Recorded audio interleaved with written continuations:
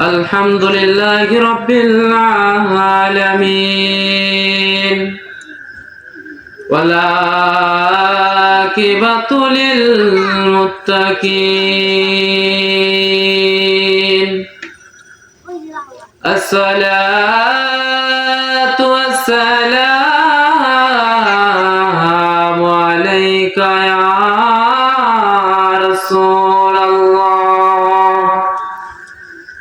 الصلاة والسلام عليك يا حبيب الله الصلاة والسلام عليك كل الأولياء الصلاة والسلام عليك يا كل الأنبياء أعوذ بالله من الشيطان الرجيم بسم الله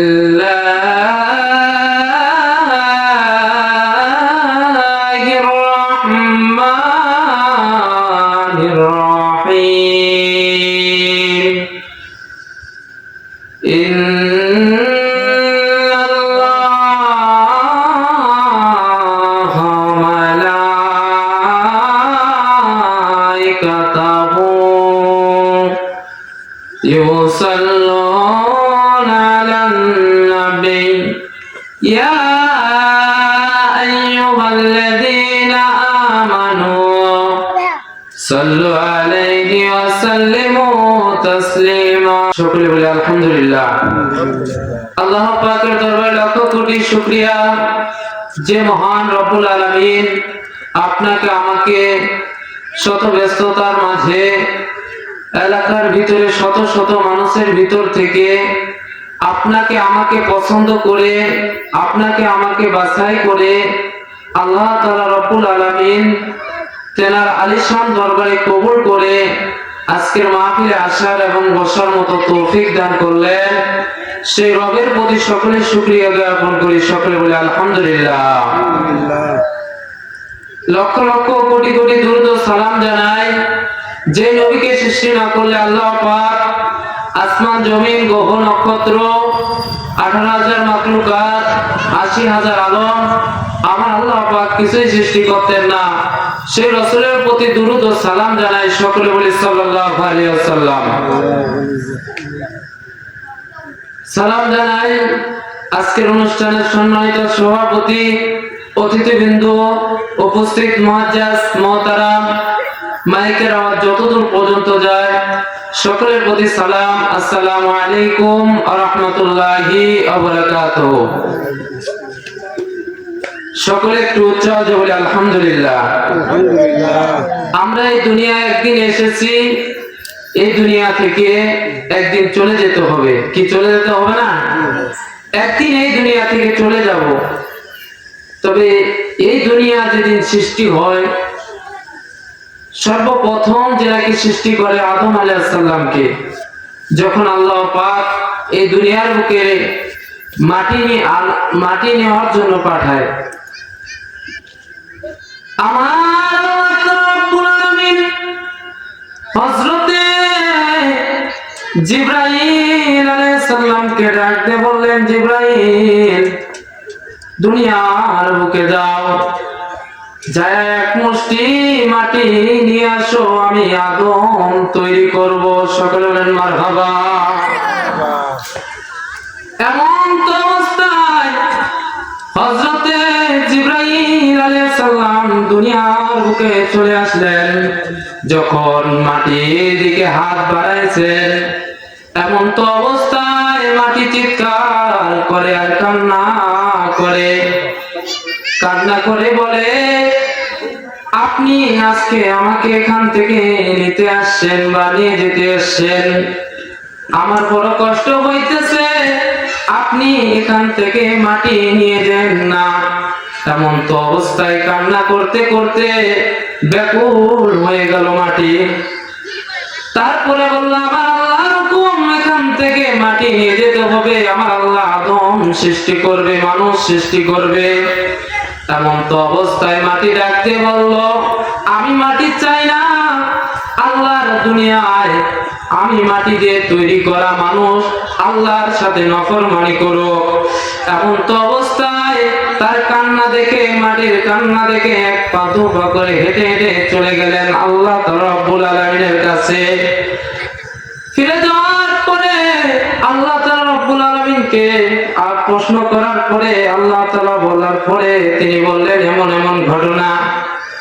তখন মিকাঈল আলাইহিস সালামকে পাঠাইলেন, ঠিক একই ঘটনা তেনাকে বললেন। তিনিও মাটির কাছে মাটি নিতে আসতে ফিরে গেলেন। এমন তো অবস্থায় ইসরাফিল আলাইহিস সালামকে ওই দুনিয়ার বুকে পাঠাইলেন মাটি নেওয়ার জন্য। তিনিও মাটি নিতে পারলেন না। তিনিও এক এক করে তিন আল্লাহর ফেরেশতা, আল্লাহর নবীগণ এইভাবে করে ফিরে গেলেন। এমন তো অবস্থায় আমার আল্লাহ তাআলা রব্বুল আলামিন আজরাইল আলাইহিস সালামকে ডাক দিয়ে বলল, আজরাইল যাও, তুমি দুনিয়ার বুকে যাও, যা দুনিয়ার বুক থেকে মাটিটা নিয়ে এসো আমার কাছে।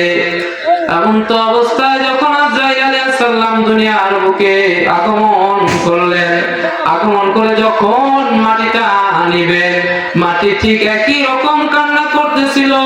এমন তো অবস্থায় মাটির কান্না না সইতে পারে মাটিকে কান্না চুপ করার পরে বলল, আল্লাহর হুকুম, তোমার এখান থেকে এক মুষ্টি মাটি নিয়ে যেতে হবে। এমন তো অবস্থায় এক থাবা দিয়ে আজরাইল আলাইহিস সালাম এক মুষ্টি মাটি নিলেন। সকল বলেন মারহাবা। এক মুষ্টি মাটি নেওয়ার পরে হাদিস শরীফে আসছেন এক মুষ্টি মাটির ওজন হয়েছে 40 মণ। আর এক riwayate আসছে সেই মাটির আজরাইল আলাইহিস সালামের এক হাতের এক মুষ্টি মাটির ওজন হলো 70 মণ। সেই মাটি নিয়ে যখন আমার আল্লাহর কাছে গেল, আল্লাহ রাব্বুল আলামিনের কাছে যাওয়ার পরে আমার আল্লাহ তাআলা রাব্বুল আলামিন বলল, একে একে তিনজন ঘুরে আসার পরে তুমি কেন মাটিটা নিয়ে আসলা? আল্লাহ তাআলা রাব্বুল আলামিন আলাইহিস সালামকে বললেন, আল্লাহ মাটির কান্নার চেয়েও আপনি আল্লাহর হুকুম বড়। এমন তো অবস্থায় আমার আল্লাহ তাআলা রাব্বুল আলামিন আজরাইল আলাইহিস সালামকে বলল, আজরাইল আজকে থেকে দুনিয়ার বুকে তুমি যতদিন থাকবা, আমি আল্লাহ তাআলা রাব্বুল আলামিন আজকে তোমাকে অনুমতি দিয়ে দিলাম, তুমি দুনিয়ার মানুষদের কারো মার কোল থেকে সন্তানকে নিয়ে আসবা, সন্তানের কোল থেকে মাকে নিয়ে আসবা, এইভাবে করে তুমি জান কবজ করবা।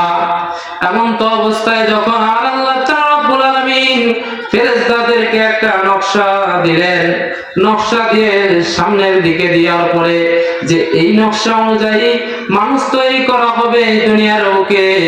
এমন তো অবস্থায় যখন ওই নকশাটা সামনে দিল, ফেরেশতারা দেখলো, দেখার পরে আমার আল্লাহ তাআলা রব্বুল আলামিনের দিক নির্দেশনা অনুযায়ী পা তৈরি করলো, কোমর তৈরি করলো, পিঠ তৈরি করলো, পেট তৈরি করলো, করার পরে যখন মাথা তৈরি করবে, আল্লাহ তাআলা রব্বুল আলামিন বলেন, আমি বড় মায়া করে আমার নিজের হাত দিয়ে মাথা তৈরি করব। সকল বলেন সুবহানাল্লাহ।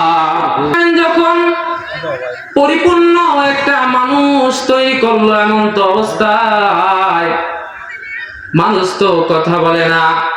আল্লাহ তাআলা রব্বুল আলামিন মানুষের ভিতরে রূহ দান করলেন। রূহটা দান করার সাথে সাথে দুনিয়ার বুকে আদম আলাইহিস সালাম আলহামদুলিল্লাহ বললেন, মুখে একটা হাসি আসলো। হাসি আসার সাথে সাথে তিনি আলহামদুলিল্লাহ